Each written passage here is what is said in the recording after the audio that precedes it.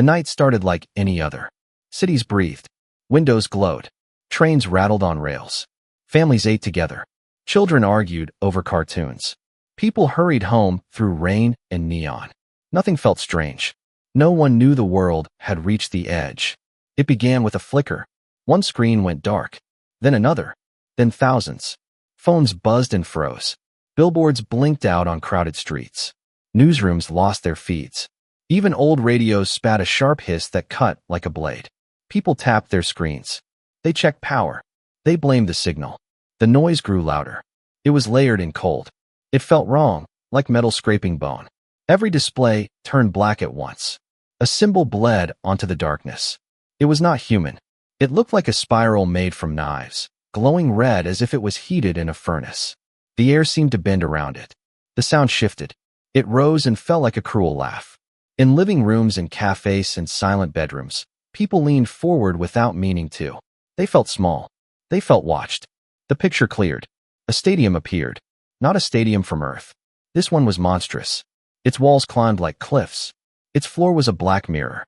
Cages stood stacked to the sky. Metal bars. Cold light. Inside those cages were people. Human people. Men. Women. Children. A doctor still wore a hospital band. A student clutched a backpack. A chef's apron was stained with sauce that had not yet dried. Their eyes were wide and empty. Their mouths shook with silent questions. Guards patrolled the aisles. They were tall and armor-clad. Their weapons pulsed with blue veins of light. Their movements were smooth, like machines that had learned to hate. One guard turned and stared straight into the camera. The lens shook, as if the person filming could feel that gaze. Then a voice came, trying to sound human. It did not fit in a human throat. It spoke in broken words, heavy and cruel. Your world is weak. Your people belong to us. Watch. Learn your place. In kitchens and dorm rooms, breath stopped. Someone dropped a glass and did not pick it up. A father took a step toward the screen and could not move again. The symbol returned for a heartbeat. When it vanished, the view had changed. The cages had opened. Lines of humans were herded toward the center of the arena.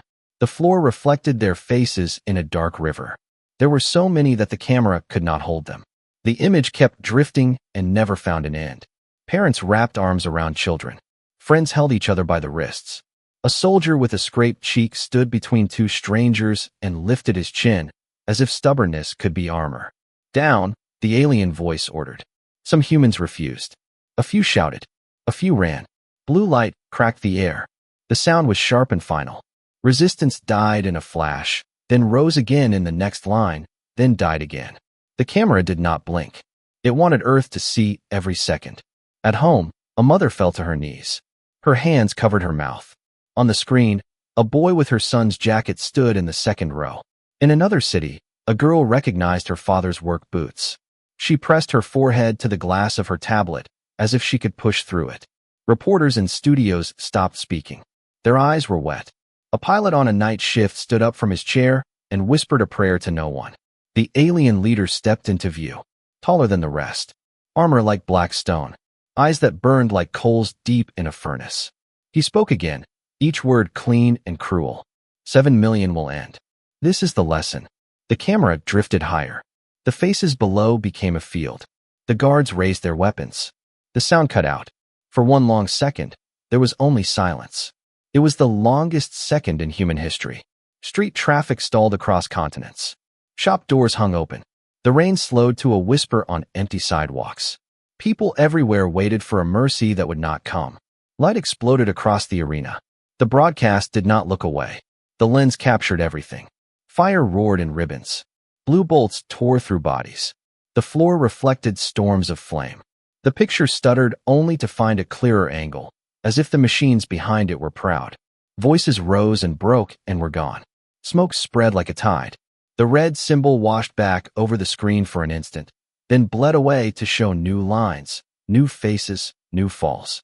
On Earth, someone screamed in each building, in each street, in each place where a human heart could still make sound. A father grabbed his television and threw it down, but the image lived on every other screen around him. A teacher tore a calendar from the wall and crushed it in her hands, as if days themselves had failed. Children cried because the adults around them looked lost for the first time. The leader spoke once more. This is beginning. Submit, and some will live. Resist, and none. Then the picture held on the aftermath. A city of stillness beneath alien lights. The smoke did not rise. It hovered, heavy as grief. The sound returned, faint and mean, like laughter strangled into a hum. The symbol filled the world again. The broadcast ended. The screens went dark. But the night did not return to normal. The quiet was different now. It was not the peaceful kind. It was the kind that lives between a heartbeat and the next. In that space, something spread. In a bunker with no flag, leaders stared at each other and forgot their old arguments. On a base where jets slept under tarps, a mechanic tightened her fists until her knuckles went white. In a lab beneath a mountain, an engineer looked at a locked cabinet and whispered, "It's time." All over Earth, people lifted their eyes. Some were wet with tears. Some burned with rage. All were steady. The aliens had wanted fear. What they lit was fire. The world did not sleep after the broadcast. Cities that had once hummed with life were now frozen in disbelief. Neon lights still flickered over empty streets. Buses still waited at their stops, and trains still sat idle on their tracks, but no one moved. It was as if the whole planet was holding its breath, unable to believe what it had just seen. News anchors sat in front of cameras with pale faces, unable to speak. Reporters whispered the same words again and again, 7 million dead. In homes across every nation, families stared at blank screens, waiting for them to turn back on, hoping it had been a dream. But the silence stayed. Even the machines refused to make a sound. In that quiet, grief turned to something else, something sharper. Inside hidden bunkers under mountains, doors sealed for decades were opened again. Men and women from every country gathered around the same table. Generals, scientists, politicians, people who had once fought over borders now sat side by side. No one argued. No one smiled. Flags were lowered. Only one symbol remained, the image of Earth. A general stood up, his eyes hollow but burning. "They wanted fear," he said slowly. "They'll get fire instead." No one disagreed. Across the world, the same transformation began. Secret facilities came back to life. Laboratories that had been shut down were reactivated. Old codes were unlocked.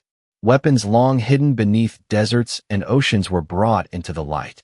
In one forgotten hangar, a massive cannon was powered on for the first time in decades, its barrel stretching toward the sky, ready for a war no one had wanted, but everyone was now willing to fight. In another corner of the world, a group of scientists gathered around a glowing console. Their faces were young but determined. "We have one chance," said a woman in a white coat, connecting wires that pulsed with electric blue. "They think we're broken. Let's show them what broken really looks like." The hum of machinery grew louder. Sparks danced across the floor. Humanity was building something. Something new, something born from pain and fury. But it wasn't just soldiers and scientists who changed that night. Farmers stopped plowing their fields and began melting metal for armor plates. Teachers volunteered to train as medics. Mechanics learned how to assemble drones. Children drew stars with angry red circles around them, their tiny fists clutching crayons as if they were weapons. Humanity was uniting, not under any flag or leader, but under loss. And across the stars, the aliens celebrated. In their colossal ships, laughter echoed through metallic halls. The broadcast of slaughter was replayed again and again, their twisted voices mocking human cries. To them, it was entertainment, a show that proved their dominance. They called it the lesson of the week. They believed Earth had fallen. They didn't see what was happening beneath the clouds. In the darkness, Earth was changing. Graffiti appeared overnight across every city, written in hundreds of languages, but meaning the same thing: never forgive. Never forget. Families built shrines for the dead. Candles flickered on windowsills. Streets glowed with soft firelight as names of the victims were read aloud. Millions of names, whispered one by one. Humanity made sure those who died would not become just numbers. Their memory became a weapon. The silence of grief had become the rhythm of preparation. In military bases, the sound of boots replaced the sound of mourning. Engines roared again. Jets rose into the clouds for midnight drills. Soldiers trained harder, faster, without rest. Even those who had never picked up a weapon before learned how to fight. Mothers who had lost children learned how to load rifles.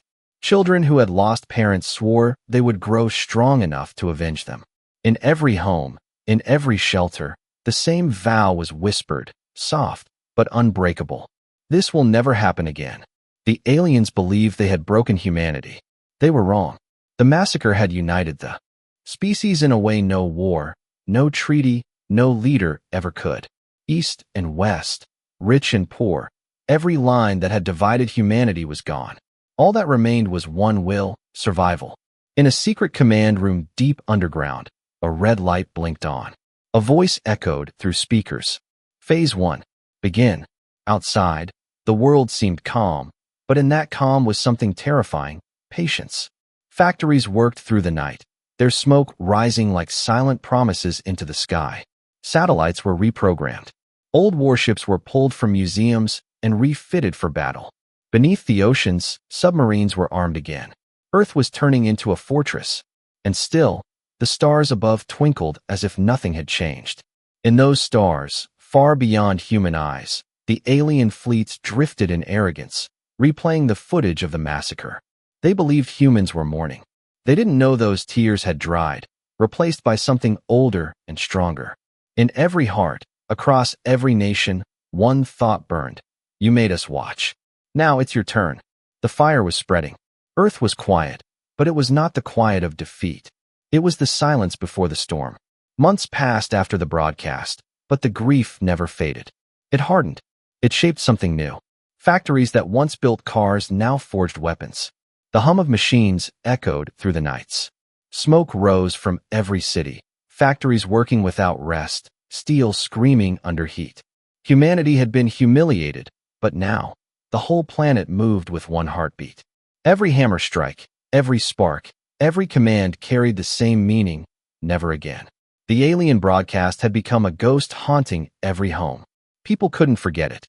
Even children who didn't understand what they saw would wake up crying, whispering about cages and red lights. But grief was no longer weakness. It had turned into purpose. In the skies above, old satellites blinked awake. Engineers rewired them into weapons. Hidden bases under the Arctic ice came alive again.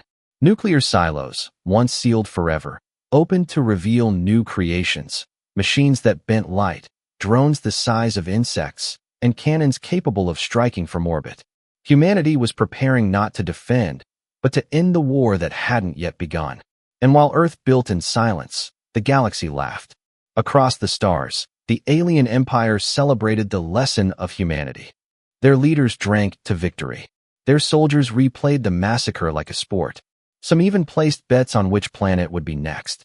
They had no idea that beneath the blue clouds of Earth, their own extinction was being written line by line, blueprint by blueprint. In the ruins of what used to be New York Stock Exchange, engineers gathered. The building had become a command center. Blueprints covered the walls, schematics for ships, weapons, and codes. One of the scientists, barely 20 years old, adjusted her glasses and whispered, "They think we're prey. Let's show them what prey can become." Her words became a slogan. It spread faster than any speech. People painted it on walls, stamped it on armor, wrote it in dirt and blood. It became humanity's quiet anthem. In the deserts of Africa, a railgun the size of a mountain was completed. It could fire a solid round at half the speed of light. The engineers who built it didn't smile when they finished. They just stood in silence, staring at the barrel aimed toward the sky. In hidden spaceports beneath the Himalayas, ships were being built from stolen alien designs. Sleek, black, sharp, each vessel forged with both human and alien metal. They weren't as big as the enemy's ships, but they didn't need to be. Humans had learned something the aliens hadn't. Size doesn't matter when you fight like you have nothing left to lose. Still, the preparations were secret. The world above looked normal again. News returned. Cities reopened. Children went to school. But deep down, every adult carried the same quiet rage. Even laughter sounded hollow, like an echo trapped inside a storm. And then, one night, the stars changed. Astronomers at an observatory in Chile were the first to see it. Hundreds of signals moving toward Earth. At first, they thought it was a meteor shower. Then the signals stopped moving and held their formation. The scientists froze. Their instruments began to beep in panic. They were not meteors. They were ships. Enormous alien vessels filled the edge of the sky, their thrusters glowing green and gold. They came like a curtain of fire stretching across the void. The Empire was returning to finish what it started. But this time, Earth wasn't blind. Within minutes, silent alarms spread across military channels. Command centers lit up. The global defense network went online. In bunkers and bases, soldiers grabbed their gear. Civilians were evacuated underground. The time had come. In the control room of the United Earth Defense Command, a single red light blinked on the main console. A voice crackled through the static. "They're here." The commander looked at the screen, showing thousands of incoming ships. His face was calm, his voice steady. "Then let's remind them who we are." Across every continent, hidden weapons came to life. Railguns rotated toward the sky. Submarines rose from the depths. Drones swarmed out of launch bays. The hum of Earth's power grew until it felt like the planet itself was breathing fire. High in orbit, cloaked satellites adjusted their aim. Engines hummed quietly as targeting systems locked onto alien signals. For the first time, humanity was ready, not running, not begging, but waiting. And far above, in the alien command ship, their leader leaned forward. He smiled, confident. "They cannot stop us," he said to his officers. "They will kneel like before." He was wrong. The humans were not kneeling this time. They were aiming. The silence that had covered Earth since the massacre broke at last. Not with screams, not with fear, but with the sound of thunder. The war for humanity's future had begun. The sky burned. Alien ships, dark as mountains, descended through the clouds. Their engines ripped the air apart, and cities trembled under their shadow. From the deserts to the oceans, people looked up and saw the end coming. Colossal silhouettes blocking out the sun, thrusters glowing with sickly green fire. The Empire had returned to finish its lesson. But this time, Earth was ready. For months, humanity had waited for this day. And when it came, they did not scream. They did not run. They moved. In command centers buried under continents, red lights flared to life. Orders echoed across channels in hundreds of languages, yet all carried one word: fire. In the mountains of South America, the ancient rail cannon woke. It roared once, a flash so bright it split the sky open. The projectile tore upward faster than lightning, striking the lead alien cruiser dead center. For a heartbeat, nothing happened. Then the ship bloomed into fire. Its hull shattered into fragments that rained down like burning stars. The aliens froze. Their arrogance faltered for the first time. Then the second strike came, and the third. All across the planet, Earth unleashed its fury. From deserts, oceans, jungles, and ice caps, hidden weapons revealed themselves. Railguns, plasma cannons, swarms of drones that darkened the skies like storms. Submarines rose from the depths to launch missiles that curved like glowing comets. Satellites once used for weather tracking now became orbital spears, striking with precision from space. The aliens had expected silence. Instead, they were met with fire. Their ships answered with blinding plasma beams that scorched the land. Entire forests erupted in flame. Towers fell. Oceans boiled where their blasts struck. But for every human structure destroyed, 1,000 bullets screamed back. Above New Delhi, human fighter jets broke through the smoke, weaving between alien cruisers. They were small, fragile compared to the enemy, but they flew with impossible speed and purpose. One pilot's last transmission before her ship vanished in light was simple: "For the 7 million." Those words spread like wildfire through every comm channel. Every soldier, every pilot, every fighter whispered them before striking. The cry became humanity's heartbeat. In Tokyo's ruins, ground troops fired shoulder cannons powered by alien cores, weapons stolen from captured tech and rebuilt by human hands. They punched through alien armor like paper. In the Atlantic, drone carriers released swarms of autonomous machines that tore into enemy ships, detonating from the inside. For the first time, the aliens felt fear. Their formations broke. Commanders shouted. Their superior fleet began to crumble. They had called humans primitive. Now they faced a species that fought with rage, unity, and desperation. Inside an alien warship, one officer screamed as human drones breached the hull. They were supposed to be weak, he shouted. But the truth filled the room before anyone answered. The humans were not weak. They were the storm. From orbit, the battle looked like chaos. Earth surrounded by fire, ships burning like suns, explosions reflecting in the ocean below. But within that chaos, humanity moved with precision. Commanders coordinated thousands of battles at once, every soldier trusting the next. There were no nations anymore, no borders, only one army, humanity itself. Then, above the clouds, the world saw something new. A massive shadow appeared on every radar, something rising from the dark side of the planet. Alien scanners detected a structure too large to be man-made. They assumed it was debris, but then it moved. Out of the darkness, a ship emerged. Its hull was black steel, its engines burning white. It was sleek, brutal, and enormous, a weapon built in orbit piece by piece, hidden for years, fueled by vengeance. Its name burned across the hull, Vengeance. The alien commanders hesitated. "What is that?" one asked. The answer came in the form of a light, so bright it blinded half their fleet. The Vengeance fired its first shot. A beam of energy tore through space, splitting an alien carrier in half. The second shot destroyed 3 more. Then silence, the kind that comes only when terror begins to settle. The humans had not built just a ship. They had built a message. The battle shifted. Alien fleets tried to regroup, but they were surrounded. Humanity fought like the ghosts of the 7 million were guiding their hands. Every strike was clean. Every explosion was vengeance. The invaders had come expecting surrender. They found extinction waiting for them. By nightfall, debris filled the sky. Alien ships burned and fell like meteors into the sea. Their screams echoed through intercepted transmissions. They are not prey. They are fire. When the last alien cruiser exploded over the Pacific, the world went quiet. The air was heavy with smoke, and the seas glowed red from burning wreckage. Humanity had survived. Barely. But no one celebrated. Not yet. In war rooms beneath shattered cities, generals looked at holographic maps. Alien space was still vast, their empire still untouched. This battle had been only Earth's first answer. The debt of 7 million lives was far from paid. A commander placed his hand on the table and said softly, "They wanted to break us. Instead, they forged us." The others nodded. Outside, the stars shimmered through the smoke, cold, distant, watching. The aliens had returned expecting submission. They had met the wrath of humanity instead. And this was only the beginning. The battle was over, but the war had only just begun. The wreckage of alien ships still burned in Earth's skies like falling stars. The oceans glowed with fire and metal. The air was thick with ash and victory, but it was not the kind that made people cheer.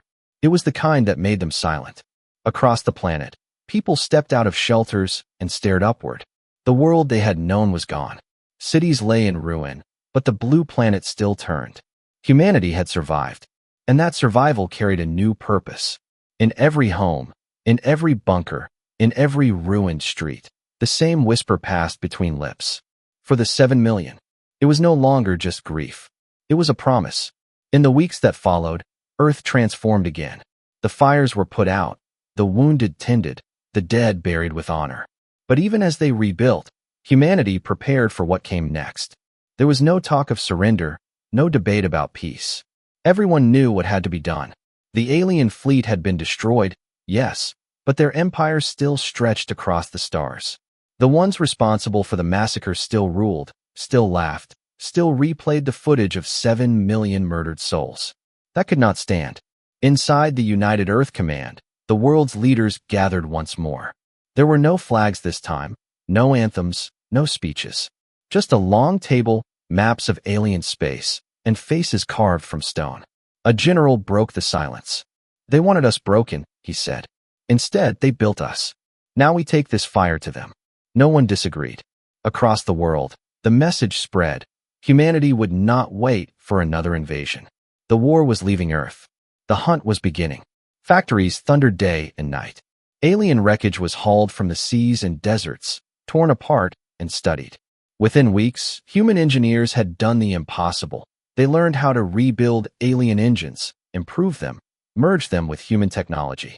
New ships rose from dry docks around the world. Black metal, sharp edges, engines that burned like suns. Each ship bore the same words carved into its hull. For the 7 million. Mothers watched their sons and daughters board those ships, their faces steady, their hearts heavy. No one wept. They all understood. This was not just revenge. It was justice.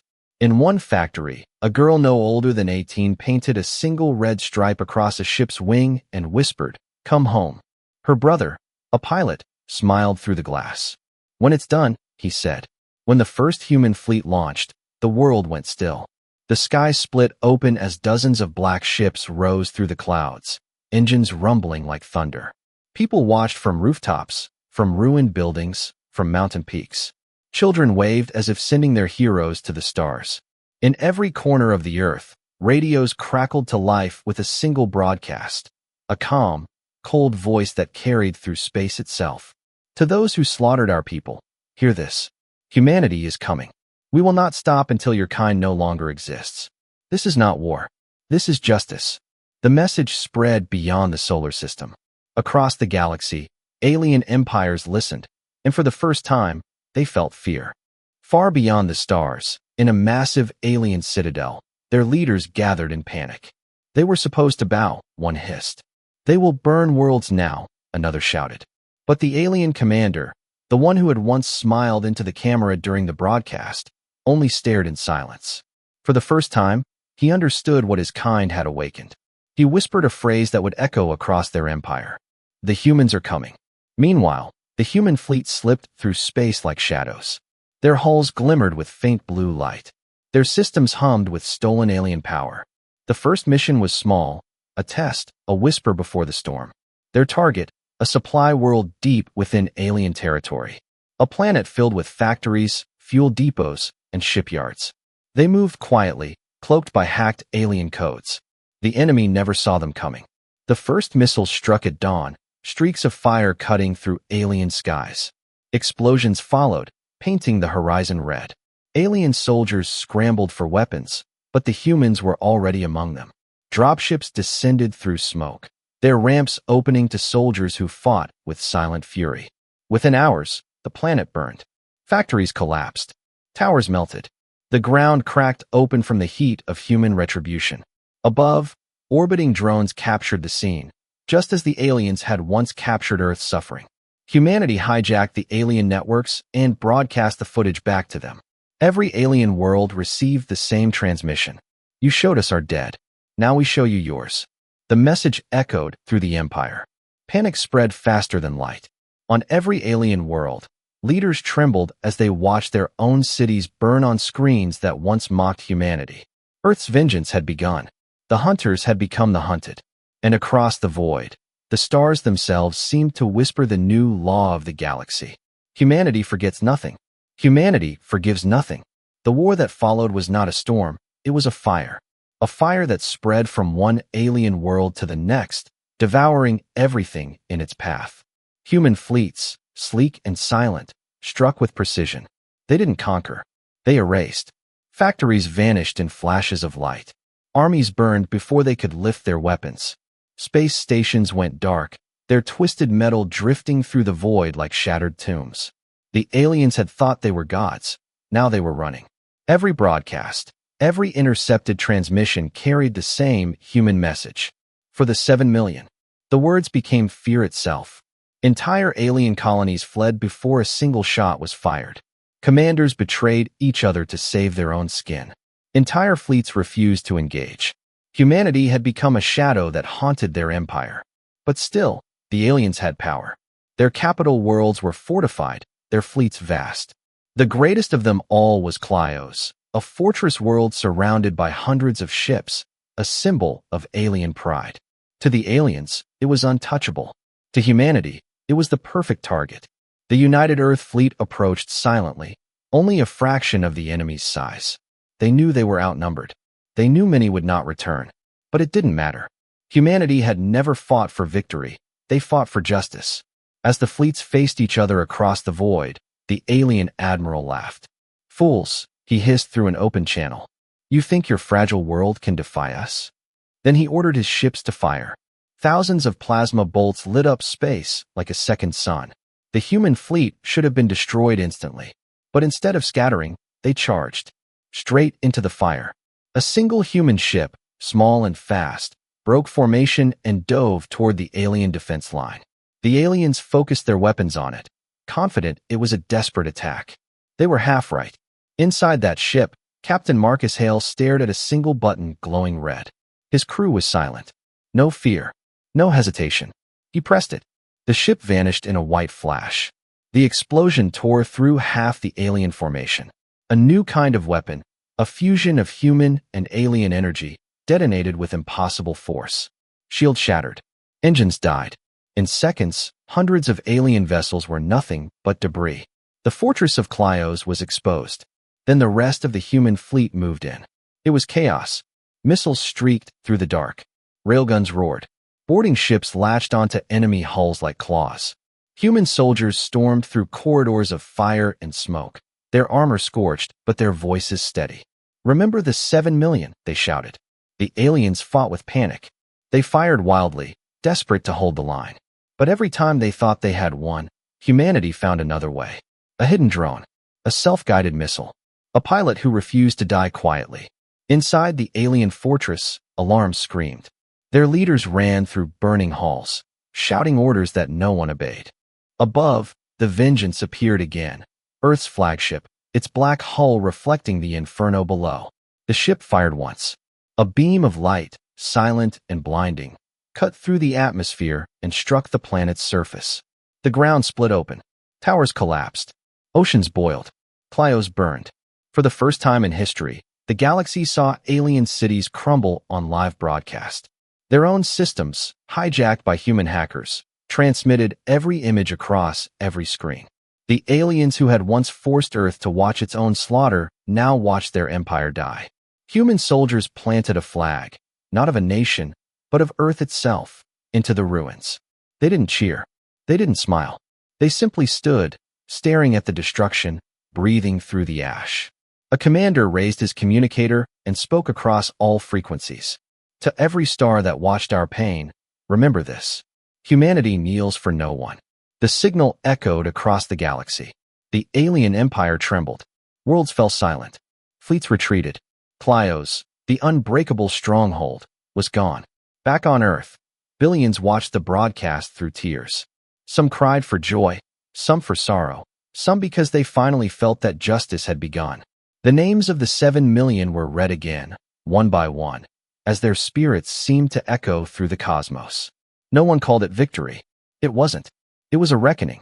The galaxy understood then. Humanity was no longer the hunted. They were the executioners. And the war was far from over. Because even as the ruins of Clyos burned, Earth's fleet was already turning toward the next world. The fire had started, and it would not stop until the last ember of the alien empire was gone. Clyos had fallen, but the fire did not stop there. It spread, faster than light, carried by human ships that now ruled the void. The alien empire that once dominated the stars began to fracture under its own fear. Their fleets no longer launched assaults. They fled. Their colonies no longer sent messages of pride. They sent desperate calls for mercy. But there was no mercy left in the universe. Because humanity remembered. Every strike, every battle, every world that burned carried the same whisper. For the 7 million. The alien leaders gathered in their final citadel, a planet of glass towers and storm-filled skies. They shouted, argued, begged for strategies that no longer existed. Their technology was superior, their armies vast, but none of it mattered. They were fighting something they couldn't understand. Humans didn't fight for territory or power. They fought for memory. Above the alien capital, the stars themselves seemed to shift. Shadows appeared, dozens of black shapes emerging from hyperspace, cutting through the clouds like blades. It was the United Earth Fleet, led by the Vengeance. Humanity had come to end the war. The aliens fired first, desperate and furious.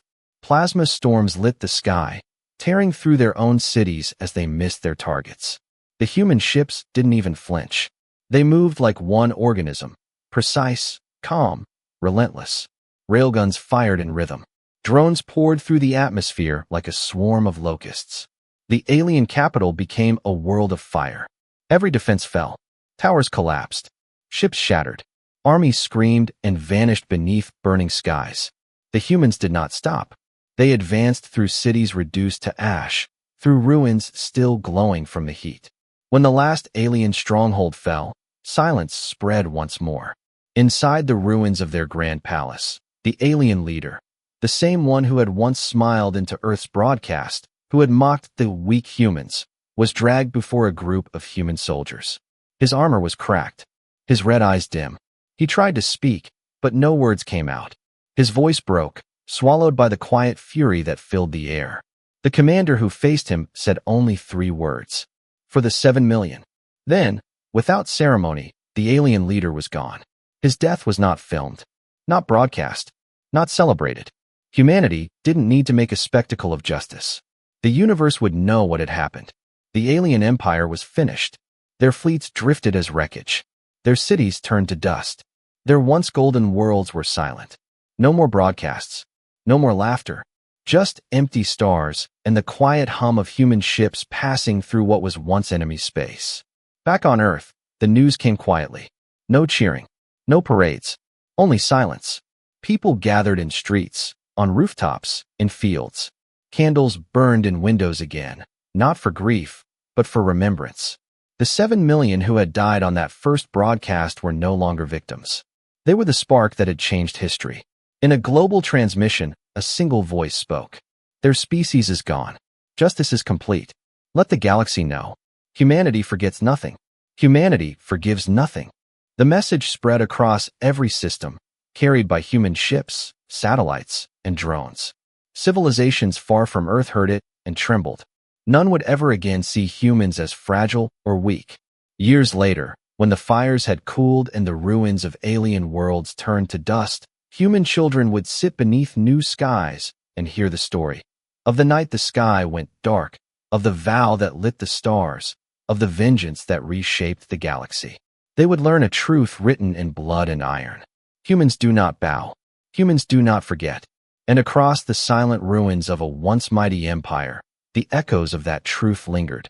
No laughter, no voices, no life, only shadows and ashes, reminders of what happens when humanity is pushed too far. Because this was never just war. It was legacy.